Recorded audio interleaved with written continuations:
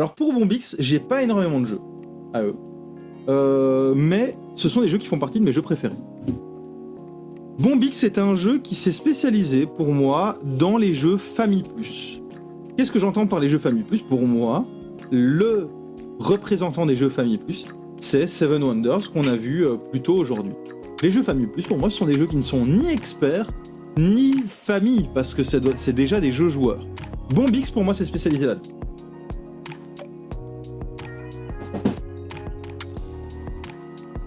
Voici le premier jeu duquel je vais parler. Abyss. Il est magnifique. Alors, je parlais de Libellude et de son attachement aux belles illustrations et tout. Je pense que Bombix a poussé le vice encore plus loin. Tous leurs jeux sont reconnus majoritairement, je trouve même carrément, pour leurs illustrations et leur édition. Ce sont des jeux, pour certains, qui n'auraient même peut-être pas eu la visibilité qu'ils ont sans ce travail d'édition. Regardez rien que la boîte. Alors, Abyss, on le verra peut-être sur leur site, il y a des boîtes alternatives en fonction de la race des personnages.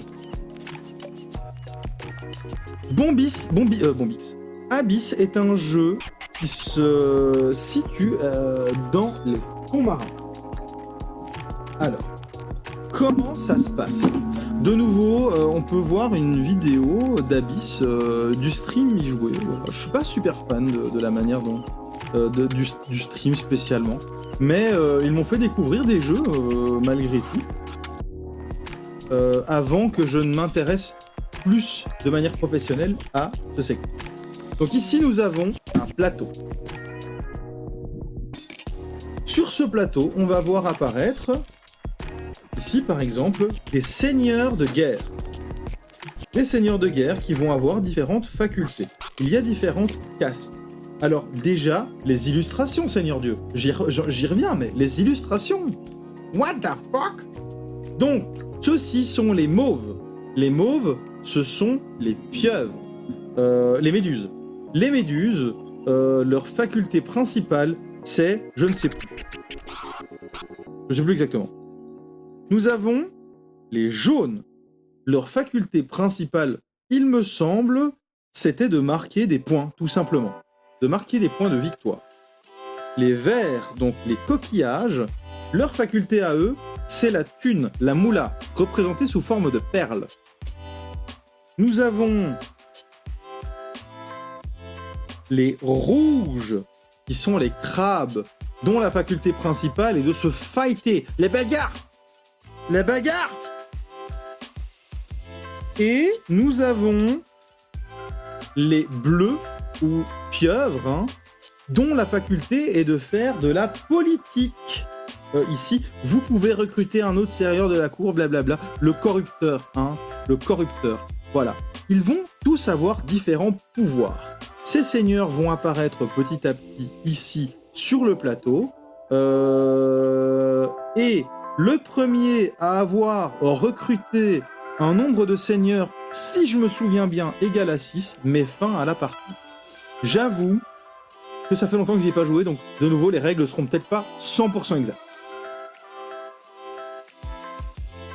Nous avons, toujours dans cet objectif de recruter des personnages, ici, des petits sous-fifres, des hippocampes qui valent 4, des crabes qui valent 1.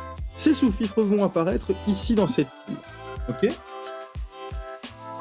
Et donc nous avons chacun notre petite banque avec nos petites perles. On a un nombre de perles qui est égal à 2 pour commencer. Les perles seront utiles dans le jeu. Et nous avons à côté de ça une piste. Cette piste est la piste de menace. Alors, comment cela fonctionne-t-il ? Chaque joueur aura l'opportunité de réaliser une action au choix. Il me semble que c'est une action. Il devrait choisir entre recruter un seigneur, explorer les fonds marins, alors Je sais plus c'est quoi les autres actions. Je sais plus quelles sont les autres actions. Et en gros, quand on va explorer les fonds marins, par exemple, j'ai retourné cette carte. Nous avons un poulpe qui vaut 4. La valeur maximale étant de 5, cette carte vaut beaucoup. Ok ? Là, les autres joueurs vont avoir l'opportunité de dire « j'achète » pour je ne sais plus combien de perles. Ou pas. S'ils ne l'achètent pas, j'ai la possibilité de le prendre. Si je ne le prends pas, je continue à explorer. Ici, j'ai un coquillage qui vaut 3. Ok, personne ne le prend, je continue. Un coquillage qui vaut 2, etc. Si j'arrive au bout, je suis obligé de prendre le dernier et je gagne une perle. Toutes les autres cartes que je n'ai pas prises sont accumulées dans la pile correspondant à la bonne couleur. Paf, les mauves et ici les bleus. Ça, c'est une action qu'on va pouvoir faire. Voilà. Ça, c'est une action dont je me rappelle. On peut faire appel au conseil. Donc, plutôt que d'explorer les fonds marins, faire appel au conseil, c'est-à-dire prendre l'une des piles. Ces cartes seront utiles. Tout simplement parce que pour recruter un seigneur, par exemple l'armateur, je vais devoir utiliser 6 points avec, si je me souviens bien, au moins une carte verte et au moins 2 cartes de couleurs différentes. Donc je dois accumuler 6 points avec un vert et alors 2 autres couleurs, il me semble, donc j'ai que des verts. Par contre, je vais pouvoir prendre je sais plus exactement, mais c'est comme ça que ça marche. En gros, on va essayer de recruter le plus possible de sous-fifres comme ceci, et on va acheter les seigneurs. Les seigneurs vont nous donner des pouvoirs. Par exemple, celui-ci, gagner une perle pour chaque peuple différent que vous envoyez au conseil. Si ici, j'explore que j'ai une carte rouge, une carte jaune, une carte verte, une carte bleue, que je prends la dernière, je vais mettre une carte dans 4 piles différentes, ce qui fait que je vais gagner 4 perles. Si j'ai ce seigneur parmi mes seigneurs.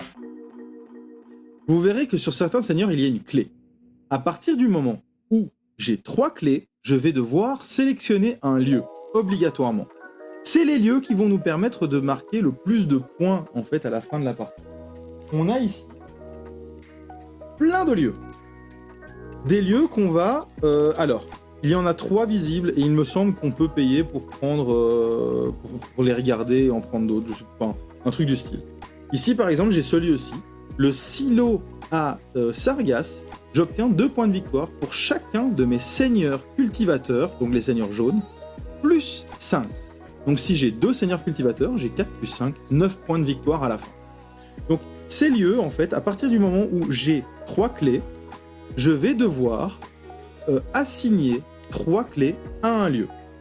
Si par exemple j'ai obtenu des clés grâce à cette piste, cette piste en fait c'est la rencontre du monstre, voilà, je vais passer un peu sur cette partie-là, mais en gros, si on rencontre un monstre, on va devoir aller l'affronter, c'est-à-dire prendre l'élément qui nous intéresse ici. Donc, la piste de menace va augmenter à chaque fois qu'on arrive à la fin, il me semble, et donc à un moment, ça devient intéressant d'aller affronter le monstre. Hein, par exemple, si on est ici, on va obtenir 2 clés. Ces clés, en fait, je vais pouvoir les utiliser pour les mettre sur un lieu, ou alors je vais devoir utiliser des seigneurs. Par exemple, si j'ai 2 clés, que j'obtiens donc 3 clés pour sélectionner un lieu. Que je prends le lieu, le silo à Sargasse.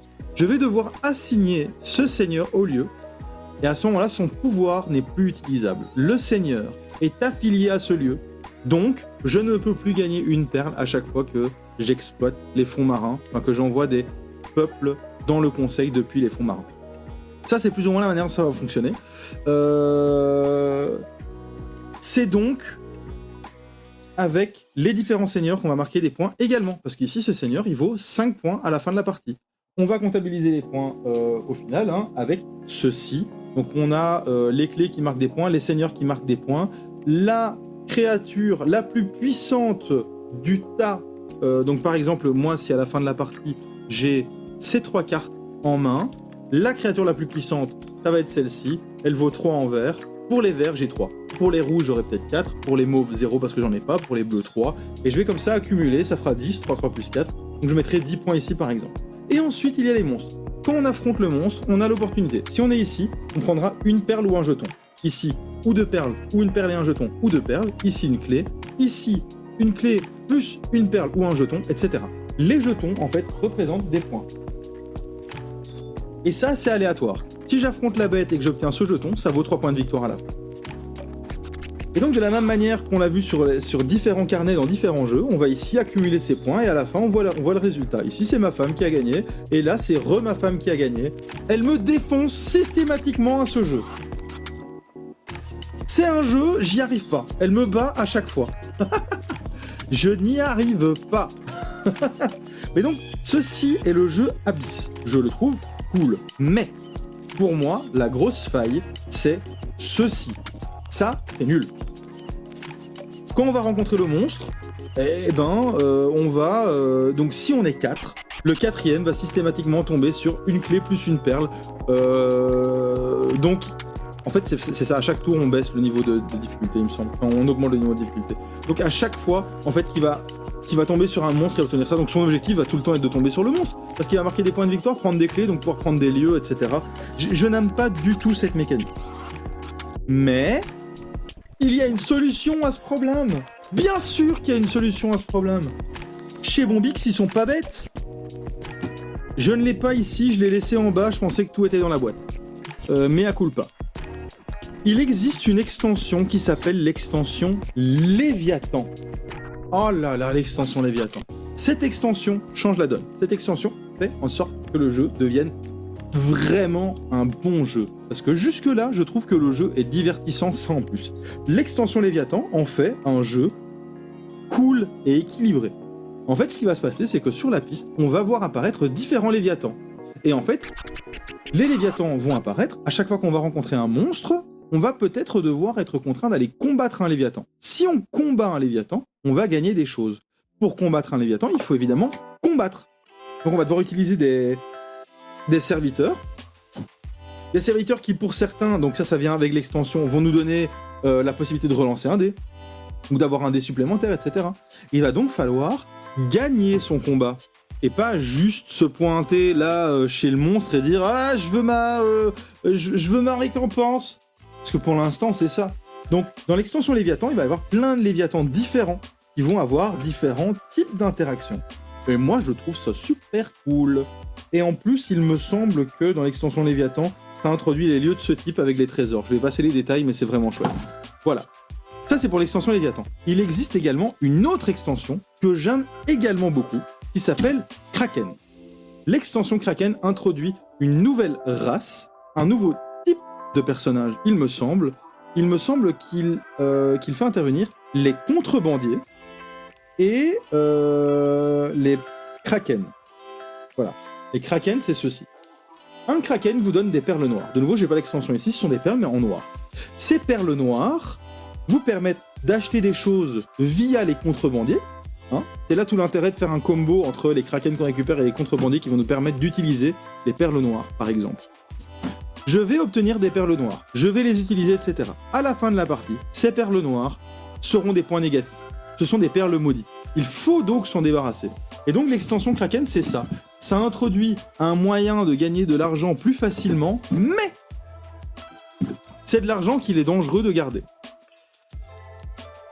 Et donc je trouve que l'extension Kraken est très intéressante, notamment parce que il y a de nouveaux types de personnages qui sont les contrebandiers, ça renouvelle le jeu. Voilà, Kraken c'est ça, voilà. Ça renouvelle le jeu, ça en plus. Léviathan, ça change le jeu.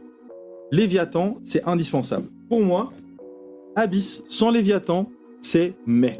Abyss avec les Léviathan, c'est oui.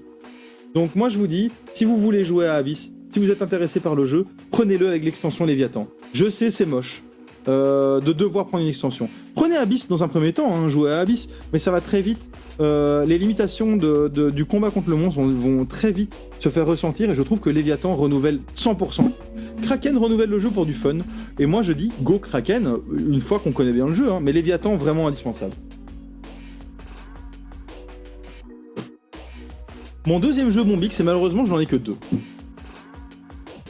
Je n'en ai que 2 et c'est pas faute d'en vouloir plus, c'est juste que, comme je le dis, pour chaque éditeur que je visite dans ma bibliothèque, je ne peux pas avoir tous les jeux. C'est pas possible, financièrement, d'acheter tous les jeux du monde. Je sais pas ce que vous en pensez, mais voilà. Imaginarium. Un de mes jeux préférés.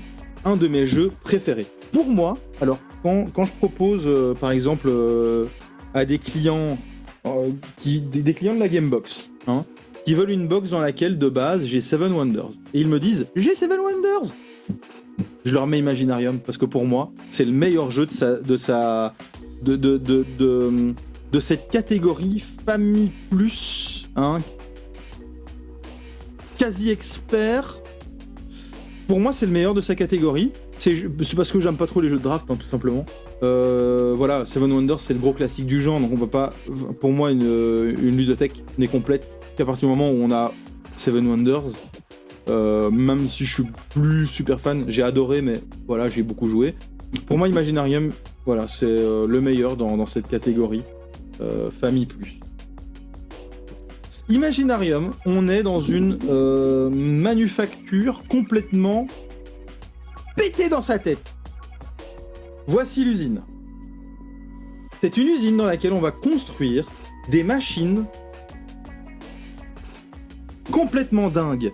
Et comme je le disais, Bombix fait que des jeux magnifiques. Des jeux magnifiques, mais aussi un peu chelou parfois. Hein. Regardez-moi cette paire de dents là. Alors, dans Imaginarium, on va chacun avoir un plateau comme celui-ci. Chaque joueur aura un plateau. Un plateau qui va lui indiquer déjà quelle carte il doit prendre initialement. Et c'est pour ça qu'on a le plateau qui joue en premier, le plateau qui joue en deuxième, le plateau qui joue en troisième, parce qu'en fonction des cartes qu'on obtient au début, ça pourrait déséquilibrer, mais le fait de commencer, d'avoir des cartes moins faibles nous fait commencer la partie. Donc au final, est-ce que c'est déséquilibré ? Je ne pense pas. On a évidemment chacun son petit paravent qui cache les ressources qu'on possède ainsi que la thune, avec évidemment une magnifique illustration. Mais cette illustration, ce n'est rien. Ce n'est rien comparé au buste qu'elle représente. Regardez-moi ça. Ceci, c'est le personnage noir, celui que je prends tout le temps, je le trouve magnifique. Mais, parfois, je prends le personnage rose. C'est trop beau. C'est trop beau. C'est chiant, j'ai pas prévu de prendre toutes les extensions, ça me saoule. Parce que par exemple, les jeux Bombix, je les adore, évidemment, je les trouve cool, je les ai pas tous, mais par contre, voilà, il y a une extension pour ce jeu, je l'ai, il y a 2 extensions pour Abyss, je les ai, mais je les ai pas prises, elles sont en bas. Et faire l'aller-retour, non. Voilà, les bustes sont vraiment magnifiques. Hein. Et ils correspondent du coup au personnage, et avec l'extension, il y a un personnage supplémentaire, c'est pour ça que je dis ça. Il y a un buste supplémentaire avec un personnage supplémentaire. Donc les bustes sont magnifiques, je trouve. On va, en début de partie, hein, chacun avoir une carte bien spécifique. Ces cartes, ce sont des machines. Les machines, c'est par exemple ceci. La charbonneuse. Voilà. C'est une usine à charbon sur le dos d'un escargot. Qu'est-ce qu'il y a ? Qu'est-ce qu'il y a ? C'est quoi le problème ? Ici, elle nous indique que l'on produit un charbon par tour. Le charbon, c'est la thune dans le jeu, tout simplement. Un charbon par tour. Si on veut... Donc ici, on va avoir ça. On va avoir comme carte de départ la menuiserie. Donc c'est une tasse de thé dans laquelle il y a un arbre. Elle nous produit un bois par tour. On a la coprette qui fait du cuivre. C'est donc un éléphant court sur pattes avec un casque. Pourquoi pas ? Les illustrations sont magnifiques. Hein. Je sais pas ce que vous en pensez. Mais c'est vraiment déluré. Alors la dernière machine de base, c'est ceci. La rotative. Donc un scarabée mécanique qui chie des diamants. Et ça nous produit du coup un cristal je pense, partout. Donc ça, ce sont les cartes de base. On va avoir l'une ou l'autre machine. Ensuite, en fait ici, on va avoir un tapis roulant sur lequel vont dérouler différentes machines. Cette machine va nous permettre de voler des charbons, celle-ci de voler des cuivres. C'est que des machines rouges. Je pense qu'en plus au premier tour, il n'y a pas de machine rouge. On ne peut pas avoir de machine rouge au premier tour. Hop. Voilà. La botte qui permet d'obtenir et un bois et un cuivre. Ici, on a une carte qui nous protège des vols de ressources. Ici, on a une carte qui nous permet de... Regardez ça. De transformer. Donc, on a une espèce d'ours. C'est la surtransmutoire. Qui nous permet de transformer n'importe quelle ressource. Donc, bois, cuivre, diamant, en un diamant. Ici, on a donc la botte qui permet d'avoir et un cuivre et un bois. On a celle-ci qui permet de transformer 2 ressources en 6 diamants, en 6 charbons, pardon. Donc de vendre les ressources en fait. Hein. Celle-ci qui permet de transformer n'importe quelle ressource en cuivre. Et celle-ci qui va permettre de nous protéger d'absolument tout. Alors, comment ça se passe? Eh bien, c'est simple. Ici, j'ai donc le tapis roulant sur lequel se trouvent plein de cartes.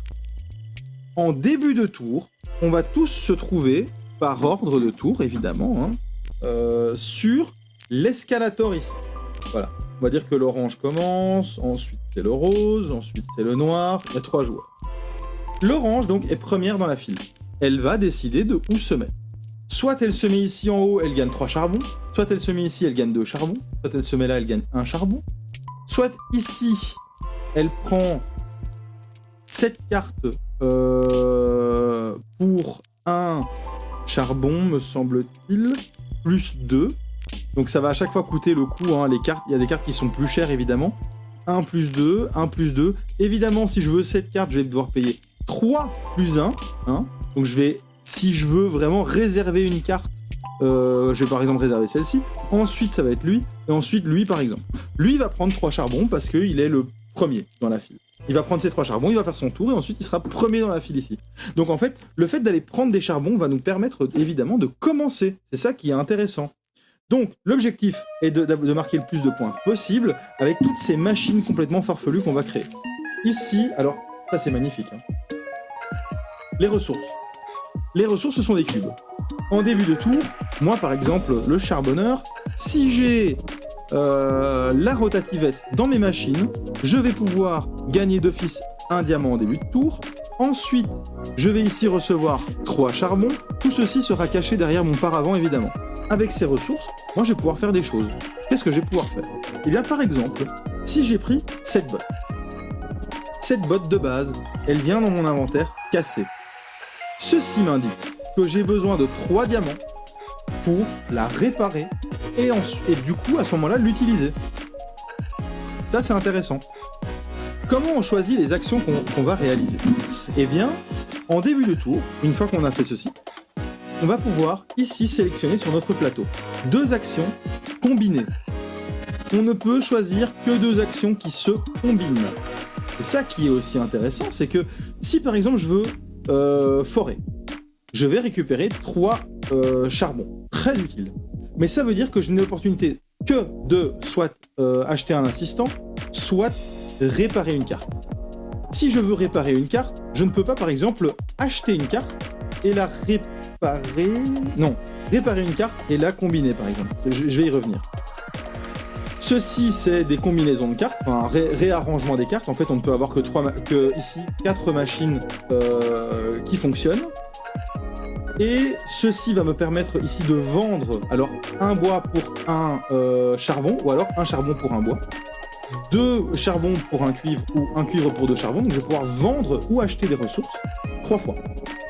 Ceci, donc c'est réparé comme je l'indiquais, si j'ai 3 charbons, je mets 3 charbons dans la réserve et je répare ma botte. Du coup, à ce moment-là, c'est l'une de mes machines. Et donc je vais produire à tous les tours un bois et un cuivre que je vais ajouter à mon inventaire à chaque fois. J'ai la possibilité de combiner, et alors ça c'est intéressant, si j'ai des machines réparées. Regarde, mettons j'ai ceci.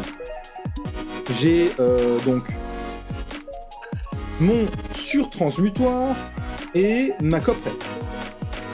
Si j'ai envie de gagner de la place, je peux faire ceci. Paf.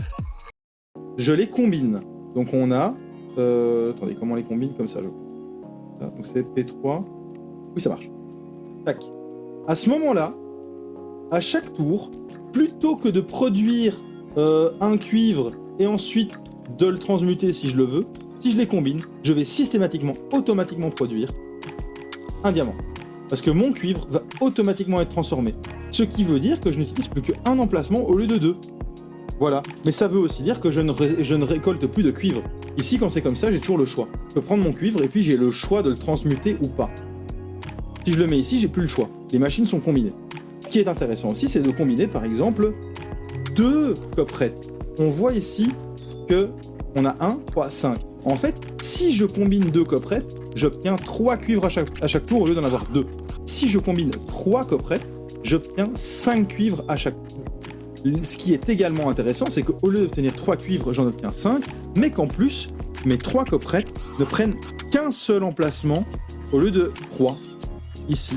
Et en fait, le jeu, ça va être ça. Ça va être optimiser la manière dont on va combiner les machines, ce qu'on va produire, quand on va le produire, etc., etc. Un élément dont je n'ai pas encore parlé, c'est ceci, les aides. Donc en gros, ici, on va avoir des assistants qui vont apparaître à tous les tours. Des assistants qui vont apparaître de manière aléatoire. Enfin, pas à tous les tours, il y en a 3. Si on en achète un, il sera remplacé. Ces assistants vont chacun avoir des pouvoirs et ils vont coûter un nombre de charbon. Celui-ci 5, celui-ci 4, celui-ci 5. Plus l'assistant est puissant, plus évidemment il sera cher. Ici, par exemple, on a des assistants qui vont nous permettre de gagner plus de points de victoire. On a des assistants qui vont nous permettre de échanger plus fréquemment des ressources. Ou on a des assistants qui vont faire en sorte que les ressources nous coûtent moins cher, etc., etc. Voilà, il y a plein de types d'assistants. Il y a un assistant qui nous permet, par exemple, de ne pas devoir utiliser la flèche, et donc de combiner des actions de manière complètement libre.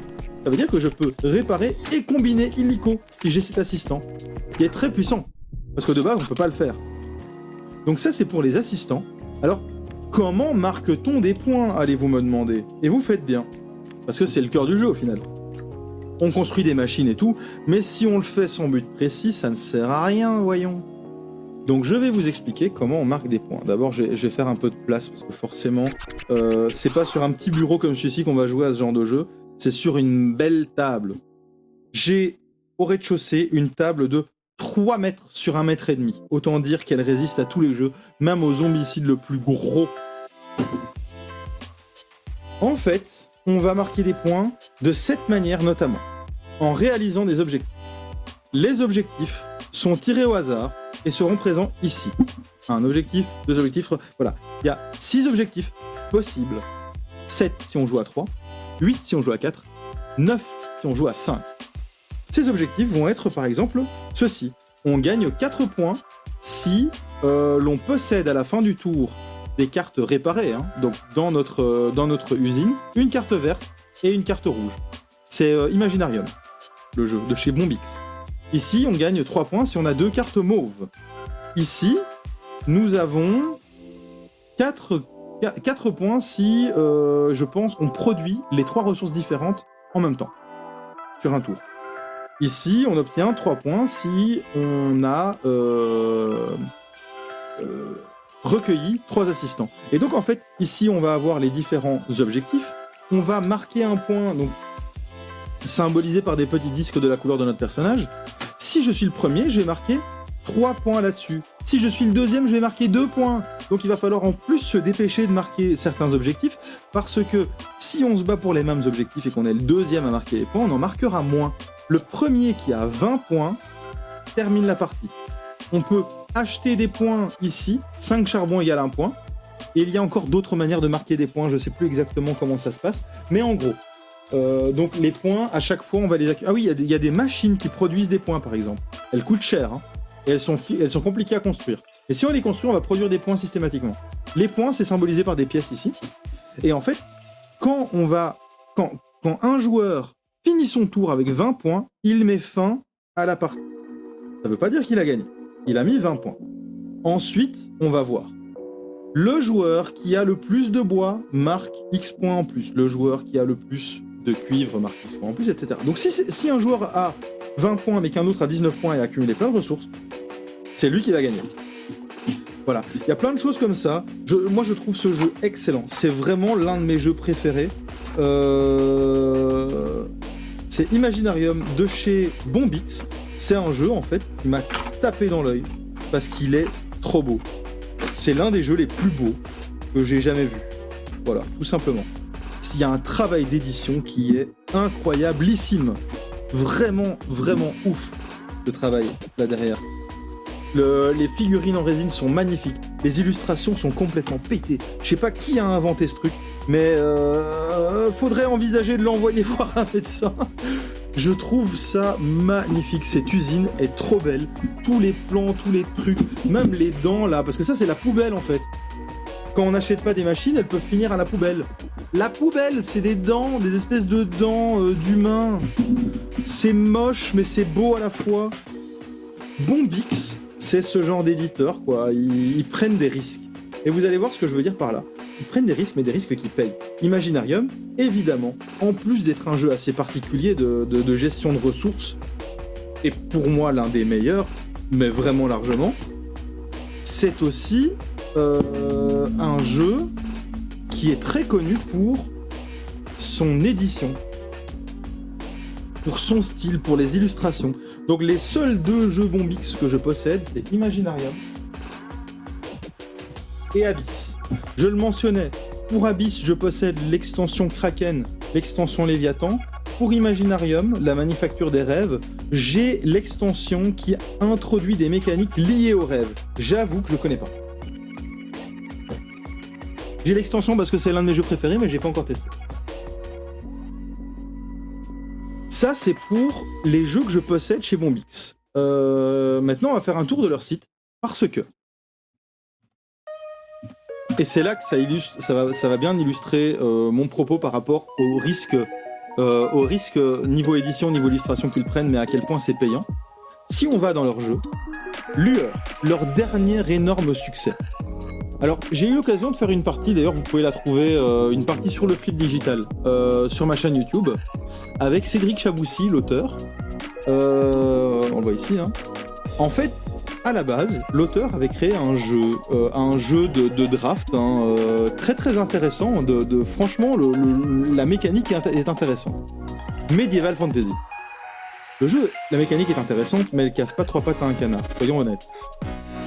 Le jeu marche à mort, il est ultra connu, il est ultra demandé. Pour ça, en fait, Bombix a dit à l'auteur « C'est cool, mais t'as pas envie qu'on essaye autre chose. Viens, on a cet illustrateur, Ben Basso, qui est complètement pété dans sa tête, qui fait des trucs incroyablement jolis, en espèce d'encre de Chine. Et en fait, ils lui ont dit « Viens, on fait un truc avec lui. On va faire un truc tout en noir et blanc. Et en fait, c'est un monde dans lequel on a volé les couleurs et il faut utiliser des créatures pour... Et en fait, c'est incroyable. Le thème, il est incroyable. Le parti pris, il est ouf. Ce jeu, il est super connu parce que regardez ça, c'est une édition, c'est du jamais vu. C'est du noir et blanc en encre de Chine avec des créatures qui sont complètement sorties de l'esprit de Ben Basso. Hein. C'est complètement de sa tête que c'est sorti, ce type de créature. Ah ben son site, c'est ça. HJJJ. J'essaie d'aller sur le site de Ben Basso, mais rien. Et évidemment, il y a aussi Vincent Dutray qui a travaillé, mais plus sur, si j'ai bien compris, l'aspect graphic design. Et donc ici, on a vraiment des illustrations qui sont magnifiques et qui sont vraiment particulières. Donc ici, par exemple, les créatures, elles ressemblent à ça. Et donc l'objectif, ça va être voilà, d'utiliser les différents éléments, etc. Et de marquer le plus de points en achetant des cartes. Et les cartes qu'on va acheter, en fait, ce sont des créatures qui vont avoir différents pouvoirs, qui vont nous permettre d'explorer la forêt et d'aller de clairière en clairière. Donc, excellent jeu, je le conseille, je l'ai pas, parce que voilà, c'est compliqué d'avoir tous les jeux, je le répète et je le répète, mais voilà, mon objectif n'est pas de pousser à la consommation. Si j'ai autant de jeux, c'est parce que je suis dans le milieu, mais même en étant dans le milieu, c'est pas possible de se procurer tous les jeux. Codex Naturalis. C'est un jeu qui a été présenté il n'y a pas très très longtemps, je crois qu'il est assez récent, mais j'avoue que je ne connais pas. Conspiracy. Ah, ça c'est très intéressant. Conspiracy, c'est dans l'univers du jeu Abyss. C'est un petit jeu de 2 à 4 joueurs qui se joue, en fait c'est un jeu de cartes qui est très facilement transportable. Donc dans l'univers de... Je ne sais pas comment il se joue parce que je ne l'ai pas, mais qui se passe dans l'univers de Abyss. Voilà, avec tous les seigneurs des fonds marins, etc. Noé, je ne connais pas. Minuscule, je ne connais pas, mais je connais les films d'animation. Manchot Barjo, je connais pas. Décrocher la lune, j'avoue que je me suis jamais spécialement intéressé à ce jeu, mais je trouve que le truc est intéressant, c'est beaucoup en 3D avec des échelles comme ça. Où le but va être d'empiler des échelles. J'avoue que voilà, je connais pas plus que ça. Je connais pas tant que ça les autres jeux de Bombix. Moi, c'est vraiment ces jeux Famille Plus, donc Abyss, Imaginarium, Lueur.